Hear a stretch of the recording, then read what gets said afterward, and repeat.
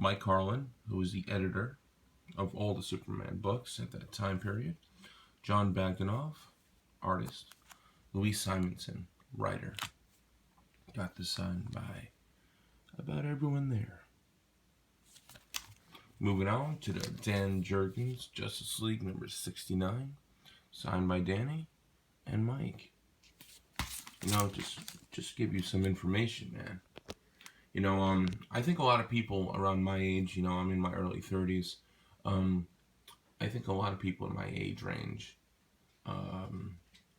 got into comics because of the death of Superman storyline. At that time, I remember being a kid, and did I pick up comics? Yes. When my grandfather, when my dad, when my mom would take me to the local store, they had the spinning racks where you could pick up comic books, and about every Sunday when my dad would take me to go get the newspaper, to go get him the newspaper, I would always pick up one comic book. So when the death of Superman started, I heard about it first in school. My friends were all talking about it, and this storyline made me obsessed. I became a lifelong fan. So having all these books mean a lot to me. Here we have Dan Jurgens and Mike Carlin. Adventures of Superman, number 497, signed by Jerry Ordway. Unfortunately, when I went to the last convention in Connecticut, I didn't know Mike Carlin was going to be there, so I didn't bring this book. But hopefully I'll meet him again, get him signed. This I haven't got signed yet because Roger Stern was not at the convention I went to in Connecticut last year. A lot of the Death of Superman people were, but Roger Stern is going to be at the next one in Connecticut. It's called Terrificon now.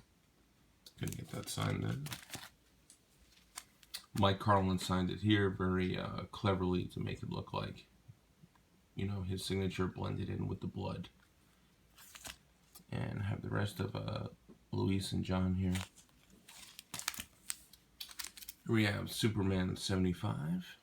I think about every comic book collector has this fucking book in their collection, man. It's just like a must-have thing, I guess. Got a lot of people here: Jurgens, Ordway, Louise Simonson, John Bogdanov, and Mike Carlin. Still missing a few, but eventually I will catch them, hopefully. And just let me know, I'm saving my two favorite books from this storyline, and my two favorite comic books of all time. I'm saving it at the end of this video. Here we have another copy, unbagged. Took it out. This is a book I've had since I was a kid. Got it signed by everyone I just said before, and got the poster signed by everyone. I used to have this poster up on my wall when I was a kid, but what's funny? Even when I was a kid, I would really take care of my shit, man. I didn't bend it, I didn't roll it up, and I took a lot of care of it. Like this book, it's the same book I got when I was 9. I could tell you a quick story. I think I just took good grades at school, right? I think I was about 9 at this time. It was 93 there, but or it might have been early 92, even though it says 93. But anyway, I had good grades, so my dad took me to get me a gift. I told him to take me straight to the comic books, right? Take me straight to the comic book store. And this book, this specific book, was on the wall, and it was $10 at that time. And my dad was like, no fucking way am I paying $10 for a fucking comic book. No way.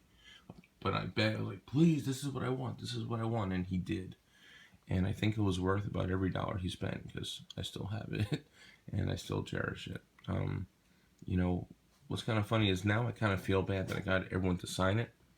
I have a second one too that I got eventually, but I don't know. I feel like maybe I shouldn't have gotten this signed because even though my dad wasn't happy to buy it for $10, but I remember that moment in my life when I was a kid. It's so clear in my mind, and it's something between me and my father. And I don't know. Maybe I should have just kept it a clean cover, and because it's so nostalgic. I mean, maybe it'll make me feel better if I get my dad to sign here too. Like that could be fun.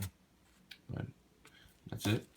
Oh, and by the way, this isn't one of the two comics that I was talking about, my two cherished comics of all time. But this, if I could keep one in my entire collection, everything, and I have a lot of shit, man. All kinds of books, man. I have a mess of things out here, right? If I can keep one book, this is the book that I would keep. Because it's not about price. It's not about how much it's worth.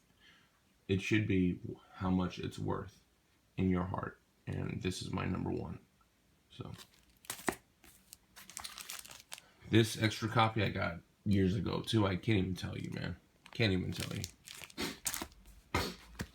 Here we have The Legacy of Superman, just signed by Jerry Ordway. I could have got it signed by more people, but honestly, I don't give a fuck about this book, man.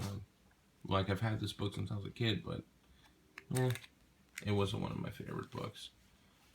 Before I move on to The Adventures of 500, we can start here too. Got this Dan Jurgens signed, the beginning of, for a friend behind this flap. Can't see it here, but Booster Gold is holding Blue Beetle after he got fucked up by Doomsday. It's right under there. Right, I got a bunch of more shit, Jerry Ordway, but I'm not going to go through this whole fucking thing, man. There's just so much fucking bullshit here. Right, so let's continue. Adventures of Superman 500. And, if some people are wondering, were all of these guys working on this specific book, like on Superman 75, like Jerry Ordway wasn't on that specific book, and a few other people, but the reason why some people like me will get so many people signed on the same book, even though, like for instance, Dan Jurgens didn't work on this specific book, but they overall worked on the overall story. So even though they didn't work on this specific book, all of the people here all worked on the overall story. So a lot of people will get Adventures 500 signed by everyone, because that is when Superman comes back to life. It's a big moment, and a lot of people will get signed together on Superman 75, because those are the most pivotal books. So here I have an unbagged one signed. Cool. I have a few of these things. I don't have the Eradicator book yet. Like I said, Roger Stern, I'm going to meet him later. And I don't have the Adventures of Superman, the Superboy one signed yet either, but soon, I hope. Here I have by Luis, John, Mike, Dan Jurgens, Mike Carlin. I gotta say, Cyborg Superman is my favorite Superman villain of all time, easily. A lot of people forget Cyborg Superman destroyed Coast City and killed millions, did they say 6 million people, 8 million people, just millions of fucking people, men, women, and children. Killed all these people. Let me ask you this: how many other Superman villains on Earth? Because you could say Darkseid, you could say Mongol, but who else killed that many people on Earth? Millions of people.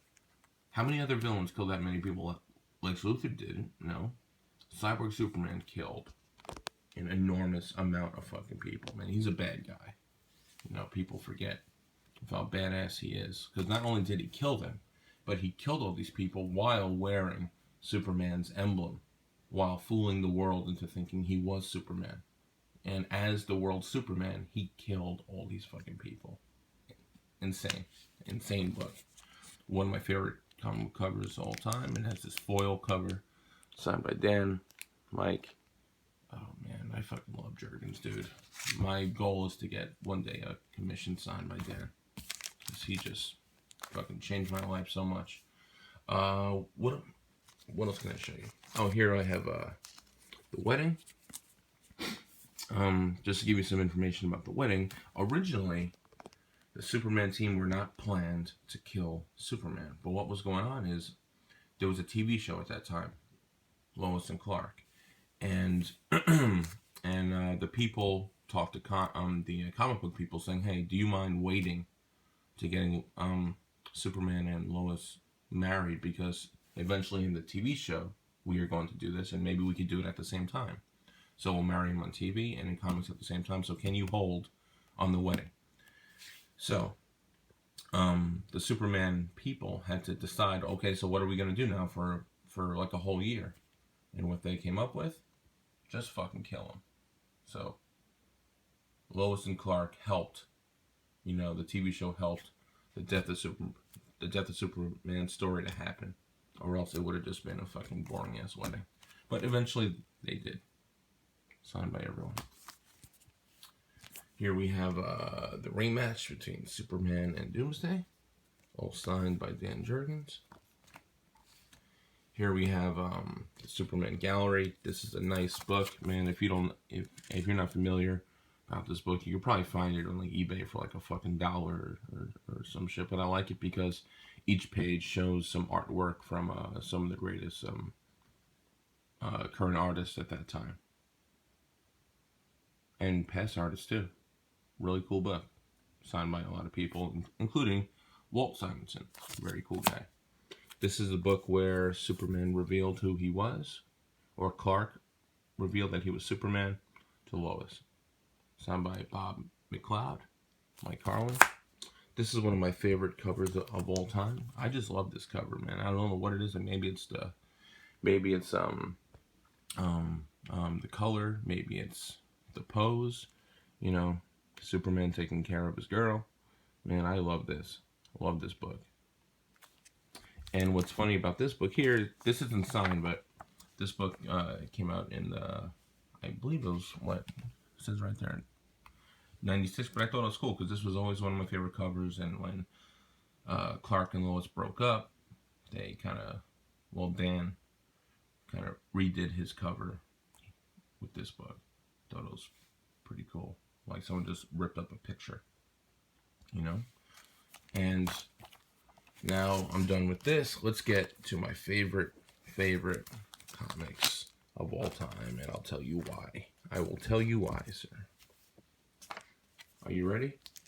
Bam. We got The Death of Superman Platinum Edition and The Adventures of Superman 500 Return of Superman After Dying Platinum Edition. Have them signed by all the guys I have found yet in person. I don't like to get signed books unless I've met the person. It's just not personal to me. For instance, like I'm a big fan of Batman 89. I would love to have a Michael Keaton signed anything, but if I didn't meet him, I just don't feel like it was for me. I don't know. That's just me personal. But let's get back to this book.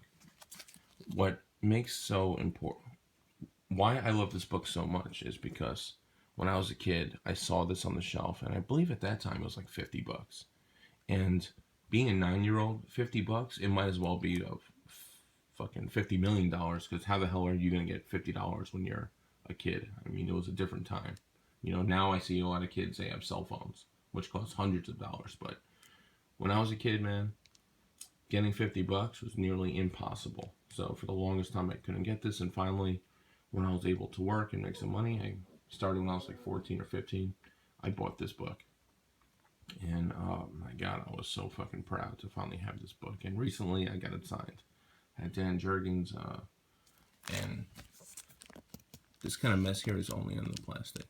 It's not on the inside. Don't worry. But Dan Jurgens did me a quick S logo, Superman logo. And like I was talking about previously about the Superman 75 book, you know, I kind of feel bad that I did get this book signed because it meant so much to me that I didn't need all these people to sign it to make it special. You know what I mean? But I did, and I still love it. God, I love this book, man. You can't understand how I went into so many fucking comic book stores from when I was 9 to when I was 15, 16, and this book was on shelves, and it was so close yet so far. Just those kind of things. You know what I mean? And it's still here. It's kind of funny. Like, even though I still have it, sometimes when I go to cons or like different comic book stores and I see this book that's still like on the shelf, I still get the old feeling. Like I still have it, but when I see it still now at stores, it's kind of funny. It always brings me back to when I was a kid and broke.